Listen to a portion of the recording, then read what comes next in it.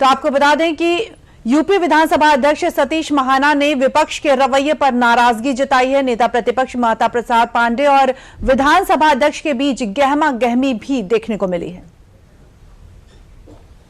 मेरे के द्वारा आपको अवसर नहीं दिया गया क्या? मेरे द्वारा आपको बार बार इस बात को रिपीट नहीं किया गया क्या कि आप चलिए अपनी बात कहिए? इस बात को ना किया तो सारी की सारी जैसे आप कह रहे हो कार्रवाई में है, तो उसके लिए कहीं जाने की जरूरत नहीं है। आपने एक स्वयं रिकॉर्ड किया, मेरा मना करने के बाद आपने रिकॉर्ड किया, सारी की सारी चीज आपने।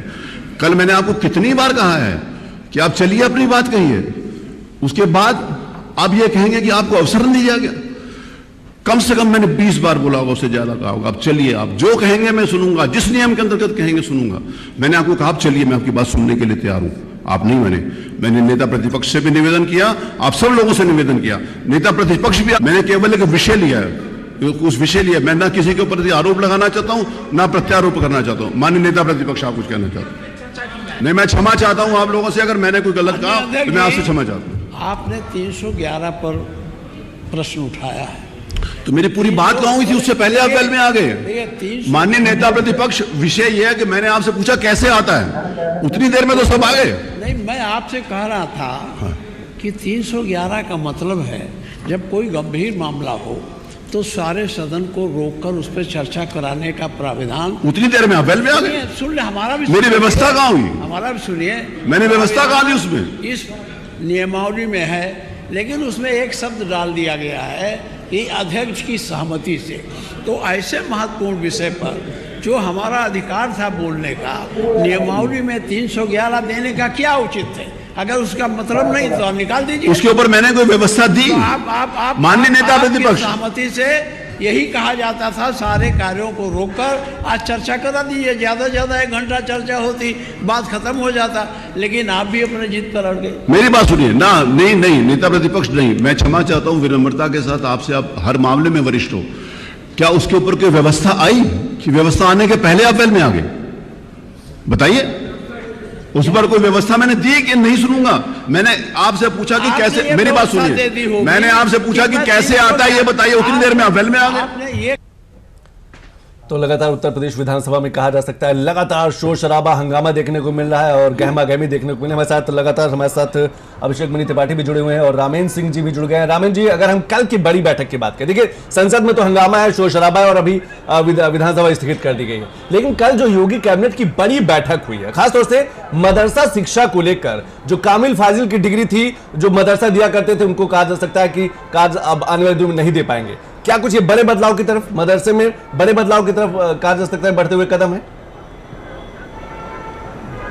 देखिए संतोष, जो उत्तर प्रदेश सरकार ने किया है वो सुप्रीम कोर्ट के जो आदेश है उसके अधीन किया है। ऐसा नहीं कि उत्तर प्रदेश सरकार ने यूं ही कोई कदम उठाया है। जो 2024 का निर्णय है उसको दृष्टिगत रखते हुए किया गया है। और बड़ी बात यह है कि देखिए, आप जब मदरसे की बात करते हो तो दीनी तालीम के लिए स्थापित किया गया है और उसको कहीं से भी, जो हायर एजुकेशन है, न यूजीसी से उसको मान्यता मिली हुई है, न कोई शिक्षा बोर्ड से मान्यता मिली है। तो ऐसे कोई मान्यता कैसे आप दे दोगे? कोई डिग्री दे दो, आप कह दो कि देश भर में जाइए, आप चाहे जहां नौकरी करिए, चाहे जो करिए। बेसिकली ये मौलाना और मौलवी बनाने के लिए शिक्षा दी जा रही है कि आप दीनी तालीम को कैसे बताओगे कि आपके जो किताब में क्या लिखा है और कैसे आपको आचरण करना है, धर्म के अनुसार कैसे आपको चलना है। बेसिकली ये तालीम इसके लिए है और ये नौकरियों के लिए नहीं। तो जो हायर एजुकेशन में है वो सुप्रीम कोर्ट के दृष्टिगत रखते हुए निर्णय लिया गया है। हाँ, इसका दुष्परिणाम और परिणाम दोनों आएंगे। दुष्परिणाम ये होगा कि जो बड़े बड़े संस्थान चला रहे हैं उनके संस्थान बंद होंगे, हायर एजुकेशन की डिग्री नहीं दे पाएंगे। अच्छा ये होगा कि आगे आने वाली शिक्षा में जब जुड़ेंगे तो उसमें कंप्यूटर साइंस की शिक्षा पढ़ेंगे, विज्ञान पढ़ेंगे, तमाम और चीजें पढ़ेंगे जो राष्ट्र के काम आएंगी, राष्ट्र को समझेंगे, उस तरीके से काम करेंगे। क्योंकि केवल कुरान पढ़ के, कुरान की तालीम लेकर के तो राष्ट्र को नहीं चलाया जा सकता है। बिल्कुल, ये बड़ा सीधा सा एजेंडा है उत्तर प्रदेश सरकार, जिसमें कोई हिला हवाली। और वैसे भी रामेन जी, सरकार लगातार कहती है कि अब समय वो है कि एक हाथ में कुरान हो तो दूसरे हाथ में लैपटॉप हो, कंप्यूटर जैसी जानकारी हो। एक सवाल विधानसभा से जुड़ा मैं रामेन जी आपसे जरूर समझना चाहूंगा। विधानसभा में जिस तरीके से शोर शराबा है, हंगामा है, हमें तक विपक्ष बिल्कुल जनता के पैसे के ध्यान नहीं रख रहा कि विधानसभा जनता के पैसे से चलती है। बड़े बिल इंतजार कर रहे हैं, बड़े विधेयक इंतजार कर रहे हैं, लेकिन उसे सिर्फ सियासत, सिर्फ 2027 के चुनाव दिख रहा है। संतोष, लोकसभा में 140 करोड़ लोगों के जो लिए नीतियां बननी है और उत्तर प्रदेश में 25 करोड़ लोगों के लिए कैसे उनका जीवन आसान हो, कैसे उनके लिए बेहतरी सरकार कर सके, इसके लिए नीतियां बनती हैं। अगर हो हल्ला करना है तो हो हल्ला करने के लिए सड़क है, आप आंदोलन के लिए रैली करिए, सदन इसके लिए नहीं है। लेकिन हमें लगता है कि विपक्ष ने तय कर लिया है, क्योंकि अगर सदन में चर्चा होगी तो सरकार जवाब देगी, और जवाब देगी तो इनकी पूरी कलई उतर जाएगी जिस पर बात कर रहे हैं, राम मंदिर पर बात कर रहे हैं। हालांकि एक अच्छी बात है कि राम राम कई बार निकल रहा होगा तो कुछ इनके दुष्कर्म कट जाएंगे, लेकिन रियलिटी है कि राम के नाम पर जो परहेज करते थे वो राम की बात करने लगे हैं। कल विधानसभा अध्यक्ष ने मुस्लिम जो विधायक थे उनसे कहा कि भाई आप राम की बात कर रहे हो, थोड़ा आश्चर्य हो रहा है। तो सर विपक्ष सुनना नहीं चाहता, केवल अपने एजेंडे पर काम करके, जो अखिलेश यादव ने ट्वीट किया था कि आरंभ ही प्रचंड है, तो इसी तरीके से नाटक करते हुए निकल जाना चाहता। उसको चर्चा में कोई रुचि नहीं है, उन्हें चर्चा करना। बिल्कुल आपने सही कहा कि आरंभ ही प्रचंड है, जो अखिलेश यादव का बयान कहा जा सकता है सिर्फ चर्चा में रुचि नहीं। लेकिन अभिषेक, अगर कल मुख्यमंत्री योगी आदित्यनाथ ने भी कहा, विधानसभा अध्यक्ष ने भी कहा कि एक्शन हो रहा है, चंदा चोरी का मामला है, यह सरकार इनकार नहीं कर रही है, अनियमितता हुई है, लेकिन लगातार कहा जा सकता है हाई लेवल कमेटी बनाई जा रही है, लगातार ट्रस्ट में बड़े बदलाव किए गए, एक्शन किए गए, एफआईआर हुई है, लोगों को गिरफ्तार किया जा रहा है। अब विपक्ष को क्या चाहिए? सिर्फ सियासत, सिर्फ राजनीति? देखिए बात समझने वाली, ऐसा तो है नहीं कि पिछली सरकार में कोई चोरी नहीं हुई, कोई घोटाला नहीं हुआ, लेकिन जो हाइक करने वाली बात है, लगातार आप राम मंदिर के विरोधी रहे हो, आप राम मंदिर अभी तक दर्शन नहीं करने गए, लेकिन जब राम मंदिर का मुद्दा आया तो उसको आपने ऐसा विशाल मुद्दा बना दिया, क्योंकि आपको सदन में चर्चा नहीं करनी है। बिल्कुल ठीक बात है कि सदन चर्चा के लिए है, न कि इस तरह के प्रदर्शन करने के लिए। तो ये लगातार प्रदर्शन करके जो लाखों करोड़ों रुपए खर्चा हो रहे हैं, जो जनहित में कार्य होने हैं, जो बिल पास होने हैं, जो तमाम ऐसी चीजें रखी हैं, उस पर चर्चा नहीं करनी है। राम मंदिर की चोरी को लेकर लगातार आपने इतना हंगामा किया, कल मुख्यमंत्री योगी आदित्यनाथ बताए, देखिए वो सरकार उसमें नहीं इन्वॉल्व है, वो माननीय उच्च न्यायालय से कमेटी बनाई गई है, सरकार उसमें कोई नहीं है। 8 लोगों ने मुख्यमंत्री आदित्यनाथ ने कल साफ स्पष्ट किया कि 8 लोग प्रत्यक्ष अप्रत्यक्ष रूप से उसमें कहीं ना कहीं शिकार हैं, उनका उन पर एक्शन नहीं हुआ, 3 लोग जेल भी गए और लोगों पे जांच चल रही है। अभी जांच पूरी तो हो नहीं गई। अगर कोई मामला सामने आता है, वहां 1100 लोगों की टीम में 8 लोग अगर निकले हैं, तो ऐसा कुछ कोई बहुत बड़ी चीज नहीं है, वो खुले में होता था। ये किसी ने कयास थोड़ी लगाया था कि भगवान मंदिर के राम मंदिर चोरी करेगा, तो ठीक है। एक और देखिए बयान आ गया है वित्त मंत्री सुरेश खन्ना का। रामेन जी आप भी बने रहिए, अभिषेक जी आप भी बने रहिए। भाषा को लेकर और लोकसभा से लेकर विधानसभा तक भाषा की जो मर्यादा टूटी है, वो प्रोटेस्ट से लेकर कहा जा सकता है कि चाहे वो संसद हो चाहे विधानसभा हो, लगातार भाषा की जो संयम रहा है वो टूटा है। इसको लेकर वित्त मंत्री सुरेश खन्ना ने क्या कुछ कहा, एक बार वो सुनते हैं। ये बिल्कुल सही है मान्यवर कि संसदीय आचरण का की उपमा हम दैनंदिन जीवन में बाहर भी देते हैं। झूठ शब्द असंसदीय माना जाता है और असत्य जो है वो संसदीय माना जाता है। यानी यहां तक कि जब झूठ किसी के लिए हम ये कहते हैं कि झूठ बोल रहा है तो उसको भी असंसदीय मानते हैं मान्यवर। इसलिए हमारी भाषा शैली सभी लोगों के सदस्यों से, सभी लोगों से अनुरोध करेंगे कि हमारी भाषा क्या हो हाउस में, क्योंकि यहाँ की जो भाषा होती है बाकी लोग सब उसी को अनुकरण करते हैं, उसी का अनुसरण करते हैं। इसलिए भाषा तो ये मान्यवर जरूर हो। और जहां तक आपने कहा कि अब अंतमाला अंत में आ गया, मान्यवर जिसमें भविष्य की संभावनाएं छुपी हो उसका अंत कभी नहीं होता मान्यवर। अभी तो भविष्य की संभावनाएं बहुत है मान्यवर।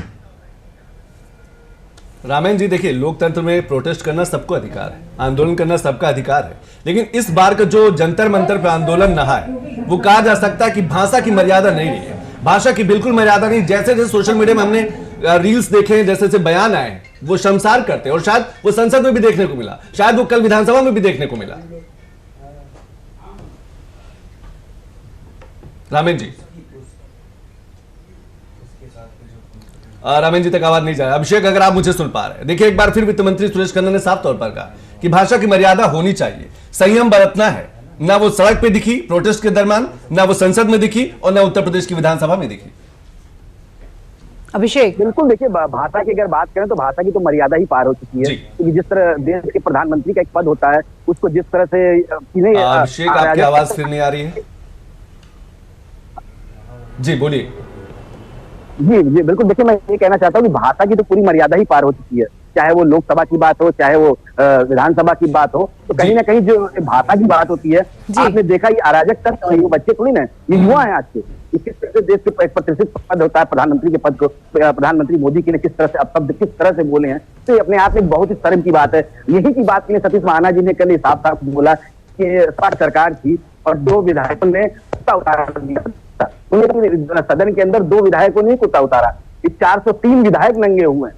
उन्होंने साफ स्पष्ट बोला कि ये भाषा है, ये बोलना अमर्यादित भाषा, वो सदन नहीं सबकी तौहीन है। तो इसका हमेशा सम्मान करें, भाषा को हमेशा उसमें करें। लेकिन जो सिनेरियो चल रहा है, जो सिचुएशन चल रहा है इस समय, जो प्रदर्शन चल रहा है, यहाँ भाषा का जो मर्यादा है वो तो बहुत ही तो बिल्कुल पार हो चुकी है। तो कहीं ना कहीं ये बिल्कुल। और अभिषेक, हम आपसे जुड़े रहेंगे। पहले हम आपको बता दें कि कार्रवाई में जो बाधा डालने के लिए केशव प्रसाद मौर्य की जो एक बाइट आई है वो हम आपको सुनवा देते हैं। देखिए, समाजवादी पार्टी एक ऐसा राजनीतिक दल है जिसका लोकतांत्रिक परंपरा पर, व्यवस्था पर कभी कोई सरोकार नहीं रहा है।